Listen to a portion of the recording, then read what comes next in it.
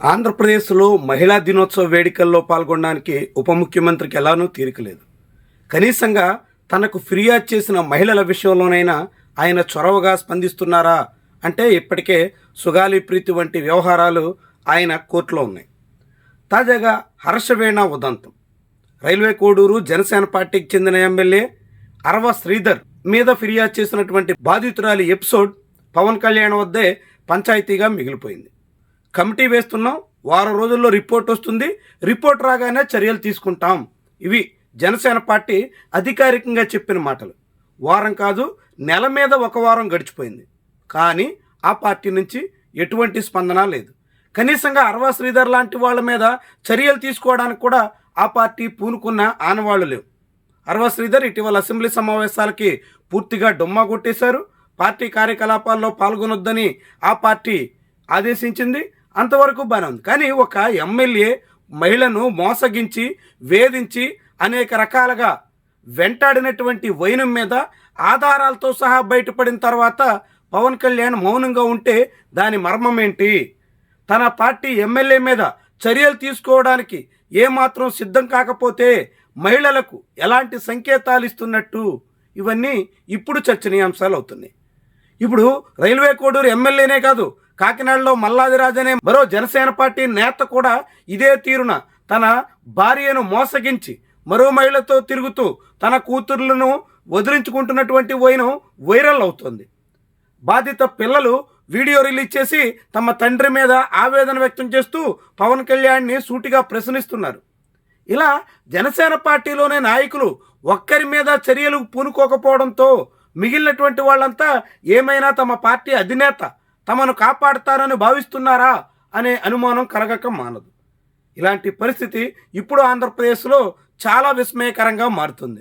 మహిళా దినోత్సవం నాడు వేదికలెక్కి మహిళలందరికీ ఎన్నో చేశామంటూ మాటలు చెప్పి మహిళలను ఉద్ధరిస్తున్నామనేటువంటి ఘనంగా ప్రకటన చేసుకుంటున్నటువంటి నేతలు అదే రాష్ట్రంలో అదే మహిళ బాధితురాలుగా ఉన్నటువంటి కేసులో ఏం చర్యలు తీసుకున్నారు?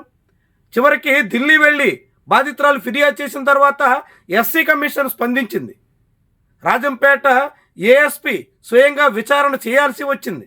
బాధితురాల దగ్గర ఆధారాలు స్వీకరించి తగిన చర్యలకు సిద్ధమవుతున్న పరిస్థితి వచ్చేసింది. అంటే ఢిల్లీ లెవెల్లో ఫిర్యాదు చేసిన తర్వాత ఎస్సీ కమిషన్ దిగొచ్చి చర్యలకు పూనుకుంటుందే కానీ జనసేన పార్టీ మాత్రం మీనమేషాలు లెక్కిస్తుంది అనేటువంటి విషయం తెల్లమవుతోంది. ఇలా ఒక ఎమ్మెల్యే విషయంలోనే వీడియోలు, ఆడియోలు, అనేక రకాల ఆధారాలు బయటకు వచ్చిన తర్వాత, బండారం మొత్తం బట్టబయలైన తర్వాత ఆ నిందితుడిని కాపాడడానికి జనసేన పార్టీ నాయకత్వం ప్రశ్నిస్తుందంటే ఏమనాలా? వేసిన కమిటీ వారం రోజుల్లో రిపోర్ట్ ఇవ్వలేదా? ఇచ్చిన రిపోర్ట్ని తొక్కుపెట్టేశారా? ఇక రిపోర్టు అవసరం లేదనుకుని మొత్తం కథని మసిపూసి మారేడికాయ చేసేస్తున్నారా? జనం ఆ విషయాన్ని మర్చిపోయారని ఇక మొత్తంగా తుడిచిపెట్టేద్దాం అనుకుంటున్నారా? ఇలాంటివన్నీ కౌంట్ అవుతాయి. పవన్ కళ్యాణ్ గుర్తుంచుకోవాలి. రేపు వేదికలెక్కి మహిళల గురించి మాట్లాడితే అంతకుముందు నీ పార్టీ ఎమ్మెల్యే ఏం చేశారు, అతని మీద ఎలాంటి చర్యలు తీసుకున్నారు అనే ప్రశ్నలు పవన్ కళ్యాణ్నే చుట్టుముడతాయి. ఇప్పుడేదో గడిచిపోయింది, ఎలాగైనా ఎమ్మెల్యేని కాపాడుకున్నాం, బాధితురాలు 4 సార్లు అరిచి మౌనంగా పక్కకు పోయింది అని అనుకుంటే అలాంటివన్నీ చెల్లుబాటు కావు. కాలం గడిచే కొద్దీ జనాల మధ్యలోంచి పక్కకు పోయినా పబ్లిక్ అలాంటి విషయాల్ని ఆలోచించకుండా వదలరు. ఏదో రూపంలో తెర మీదకి రాగానే అది పవన్ కళ్యాణ్ మెడకు చుట్టుకోవడం అనివార్యం.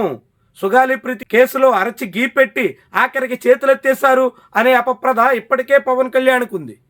ఇప్పుడు మళ్ళీ రైల్వే కోడూరు అరవ శ్రీధర్ ఉదంతంలో బాధిత మహిళను ఏమాత్రం పట్టించుకోలేదు అనే అపఖ్యాతి కూడా అంటుకోవడం అనివార్యం. మరి ఇలాంటి ఉదంతాల్లో పవన్ కళ్యాణ్ ఏం చేయకుండా ఏమైనా చెల్లుబాటు అవుతుందని అనుకుంటే చివరికి అదే తాడే పామై కరిచినట్టుగా చిన్న చిన్న నేరాల్లో చర్యలు తీసుకోకుండా వదిలేయడమే చాలా పెద్ద తప్పిదంగా మారి మహిళల్లో పవన్ కళ్యాణ్ పట్ల తీవ్రమైన అపనమ్మకం, అనేక రకాల అనుమానాలు బలపడి జనసేన పార్టీకి తీరని నష్టం చేకూర్చడం అనివార్యమని మాట చెప్పొచ్చు.